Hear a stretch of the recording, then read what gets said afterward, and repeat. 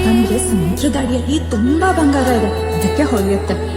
ಅಮ್ಮ, ನಿನಗ್ ಬಂಗಾರ ಅಂದ್ರೆ ಇಷ್ಟನಮ್ಮ? ಈ ಪ್ರಪಂಚದಲ್ಲಿರೋ ಬಂಗಾರನೆಲ್ಲ ನಿನಗ್ ತಂದು ಕೊಡ್ತೀನಮ್ಮ. ಬೆಳೆದ ಮರವಾಗಿ ನಿಂತಲ್ಲೇ ತಲೆವಾಗಿ